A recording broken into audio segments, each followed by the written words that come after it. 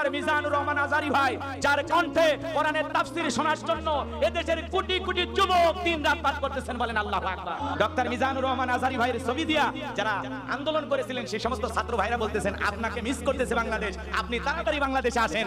ইনশাআল্লাহ ডক্টর মিজানুর রহমান আজারি ভাই অল্প কয়েকদিনের মধ্যে বাংলাদেশে ফিরবেন ইনশাআল্লাহ। আল্লাহ এই দেশকে ইসলামের জন্য কবুল করুন।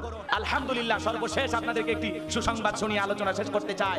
আমাদের প্রিয় ভাই, প্রিয় রাহবার, যিনি দীর্ঘ কয়েকটি বছর জুলুমের শিকার হয়ে বাংলাদেশে কোরআনের কথা বলতে পারেন নাই, কোরআনের তাফসীর থেকে আমাদেরকে বঞ্চিত রেখেছিলেন, সেই আমাদের আরেকজন নতুন প্রজন্মের রাহবার ডক্টর মিজানুর রহমান আজারি ভাই খুব শীঘ্রই অল্প সময়ের মধ্যেই আবারও দেশে ফিরে আসবেন ইনশাআল্লাহ। শীঘ্রই দেশে ফিরছেন ডক্টর মিজানুর রহমান আজারি ভাই, যার কণ্ঠে কোরআনের তাফসীর শোনার জন্য এদেশের কোটি কোটি যুবক দিন-রাত পার করতেছেন, বলেন আল্লাহু আকবার। এবং আন্দোলনকারী ছাত্র ভাইয়েরা ফেসবুকে পোস্ট করে বলতেছেন আপনার অপেক্ষায় বাংলাদেশ, আল্লাহু আকবার বলেন। ডক্টর মিজানুর রহমান আজারি ভাইয়ের ছবি দিয়া যারা আন্দোলন করেছিলেন সেই সমস্ত ছাত্র ভাইয়েরা বলতেছেন আপনাকে মিস করতেছে বাংলাদেশ, আপনি তাড়াতাড়ি বাংলাদেশে আসেন ইনশাআল্লাহ। ডক্টর মিজানুর রহমান আজারি ভাই অল্প কয়েকদিনের মধ্যে বাংলাদেশে ফিরবেন ইনশাআল্লাহ। আল্লাহ এই দেশকে ইসলামের জন্য কবুল করুন। এদেশের মানুষ আলেমদেরকে কলিজা দিয়ে ভালোবাসে, কথা বলেন ঠিক কিনা? ওলামা ইকরাম সবাই প্রস্তাব দিতেছেন যে অন্তর্বর্তীকালীন যে সরকার হবে এই সরকারের প্রধান উপদেষ্টা ডক্টর ইউনূস সাহেবের নাম ছাত্র আন্দোলনের ভাইরা ঘোষণা করেছেন। আমরা বলতে চাই তার পাশাপাশি এদেশের কিছু ওলামা ইকরামকেও এখানে থাকতে হবে, কথা বলেন ঠিক কিনা? আমরা শাইখ আহমদুল্লাহ হুজুরের নাম প্রস্তাব করেছি, আফম খালিদ হাসান হুজুরের নাম প্রস্তাব করেছি, এছাড়াও এদেশের অনেক বড় বড় আলেম ওলামা যারা আছে তাদের নাম আমরা প্রস্তাব করেছি, ডক্টর মিজানুর রহমান আজারি ভাইয়ের নাম আমরা প্রস্তাব করেছি, এভাবে বিভিন্ন আলেমদের নাম প্রস্তাব করা হচ্ছে।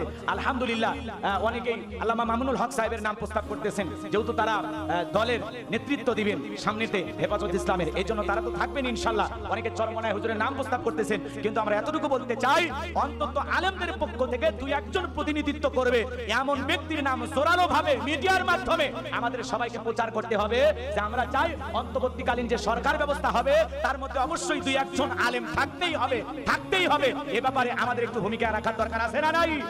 সবাই ঘর থেকে স্লোগান তুলুন, প্রতিবাদের আওয়াজ দেন যে অবশ্যই আমরা চাই এই সরকার ব্যবস্থার মধ্যে যেন অবশ্যই ওলামা ইকরামদেরকে অ্যাড করা হয়, ওলামা ইকরামদেরকে যুক্ত করা হয়। বিশেষ করে এই দেশের উম্মতের একজন দরদি আলেম শাইখ আহমদুল্লাহ হুজুর, তিনি যেভাবে বন্যা অভাবগ্রস্ত মানুষদের পাশে দাঁড়ান, যেভাবে দেশের অসহায় মানুষের রিকশা বিতরণ করেন, যেভাবে বৃক্ষরোপণ করেন, বিভিন্ন দুর্যোগে তিনি যেভাবে উম্মতের দরদি হয়ে মাজলুম মানুষের দরদি হয়ে এদেশের সাধারণ মুসলমানদের পাশে থেকে এদেশের বেকার যুবকদের কর্মস্থানের ব্যবস্থা করে দেওয়ার জন্য সেলাই মেশিন সহ বিভিন্ন ভাবে তিনি উদ্যোগ নিয়ে যেভাবে গুরু দায়িত্ব পালন করতেছেন, যেভাবে তিনি একজন আলেম হয়ে দায়িত্ব পালন করতেছেন, আমরা চাই অন্তর্বর্তীকালীন যে সরকার ব্যবস্থা হবে সেখানে আমরা শাইখ আহমদুল্লাহ হুজুরকে দেখতে চাই। কারা কারা দুই হাত তুলে আল্লাহকে দেখান, লিল্লাহি তাকবীর, লিল্লাহি তাকবীর।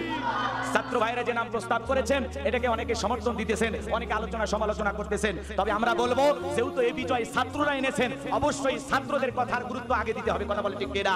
আর ছাত্র ভাইরা যদি কোনো বিষয়ে আপনাদের দ্বিমত পোষণ করেন তাহলে তাদের কাছে গিয়ে বসতে হবে। আমরা চাই এই তরুণদের হাতে যেহেতু বাংলাদেশের বিজয় এসেছে, নতুন স্বাধীনতা পেয়েছি, নতুন বাংলাদেশ পেয়েছি, বিদায়ী তরুণদেরকে প্রাধান্য দিতে হবে। আগামী নেতৃত্বে তরুণেরাই আসবে ইনশাআল্লাহ। কিন্তু আমাদের কাছে বিনয়ের সহিত অনুরোধের ভাষায় আমরা তরুণ ভাইদের আহ্বান করব, ছাত্র আন্দোলনের সে সমন্বয়ক 6 জন ভাই যারা আছেন তাদের কাছে আমরা অবশ্যই একটা অনুরোধের ভাষায় অবশ্যই একটা অনুরোধ করতে চাই যে ভাই অবশ্যই আপনারা একটু শাইখ আহমদুল্লাহ হুজুরকে নিতে পারেন, আবু খালিদ হাসানকে নিতে পারেন, এভাবে কিছু দুই একজন ওলামা ইকরামকে যদি দায়িত্ব দেওয়া হয় ইনশাআল্লাহ সকলের সুপরামর্শে সুন্দর একটি বাংলাদেশ গঠন হবে, সুষ্ঠু একটি নির্বাচন হবে এবং এই নির্বাচনের মাধ্যমে এদেশের সৎযোগ্য নির্ভীক ব্যক্তি সমাজ ব্যবস্থায় আসবে, যারা দুর্নীতি করবে না, গুমচুরি করবে না, রাস্তার খোয়া ইট বালু সিমেন্টের টাকা মেরে খাবে না, রডের বদলে বাঁশ দেবে না, দুর্নীতি মুক্ত আমরা নেতা প্রতিষ্ঠিত করব ইনশাআল্লাহ। সৎযোগ্য নেতৃত্বের মাধ্যমে বাংলাদেশ এগিয়ে যাবে।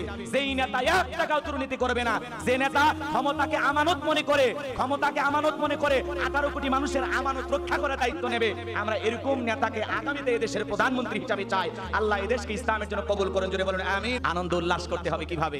আল্লাহ রাব্বুল আলামিন বলেন ইযা জাআ নাসরুল্লাহি ওয়াল ফাতহ ওয়া রাআইতান নাসা ইয়াদখুলুনা ফি দীনিল্লাহি আফওয়াজা ফাসাব্বিহ বিহামদি রাব্বিকা ওয়াস্তাগফির ইন্নাহু কানা তাওয়াবা।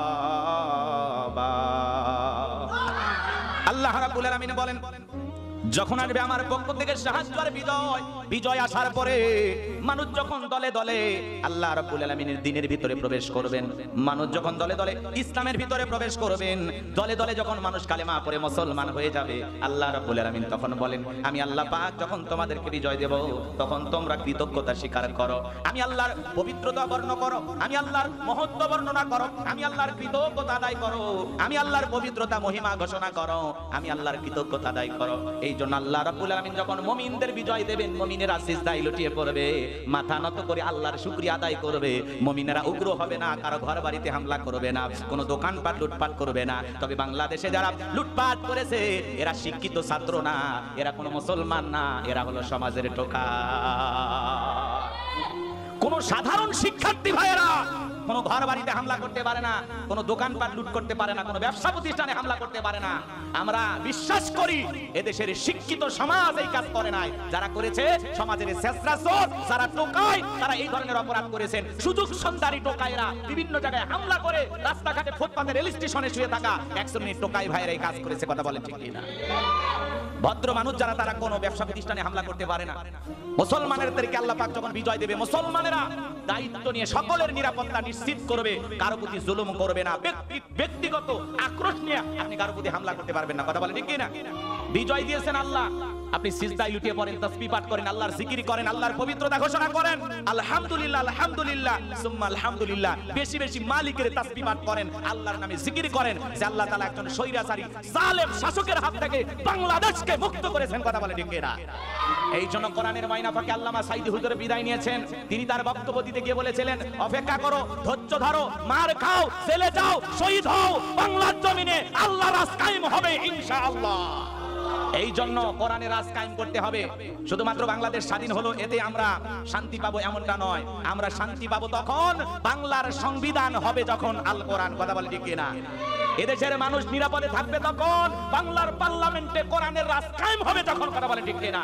যতক্ষণ পর্যন্ত আল্লাহর জমিনে আল্লাহর দ্বীনকে বিজয় না করতে পারবো, যতক্ষণ পর্যন্ত বাংলার জমিনের পার্লামেন্টে আল্লাহর কোরআন দিয়া শাসন প্রতিষ্ঠিত না করতে পারবো, ততক্ষণ পর্যন্ত 100% বিজয় লাভ হবে না। কথা বলেন ঠিক কিনা? তাহলে আমাদের সমাজে কোরআন দিয়া শাসন হোক, এটা আপনারা চান কিনা? কোরআনের আইন প্রতিষ্ঠিত হোক, চান কিনা? কোরআন দিয়ে সমাজ পরিচালনা করতে হবে, কোরআন দিয়ে রাষ্ট্র পরিচালনা করতে হবে। এই জন্য বাংলাদেশ জামাত ইসলাম সহ সকলে দায়িত্ব নিয়েছেন আন আকিমুদ্দিন, দিন কায়েম করতে হবে। তারা দিন কায়েমের কাফেলায় এদেশের সকল মানুষদেরকে আমন্ত্রণ জানিয়েছেন, আমরা সকলে ইসলামী আন্দোলনের কর্মী হয়ে বাংলার জমিনে কোরআনের রাজ কায়েম করব ইনশাআল্লাহ। কারা কারা রাজি? দুই হাত তুলে আমার আল্লাহকে দেখান। লিল্লাহে তাকবীর, লিল্লাহে তাকবীর, লিল্লাহে তাকবীর। দুনিয়ার মুসলিম, সারা বিশ্বের মুসলিম, লিল্লাহে তাকবীর।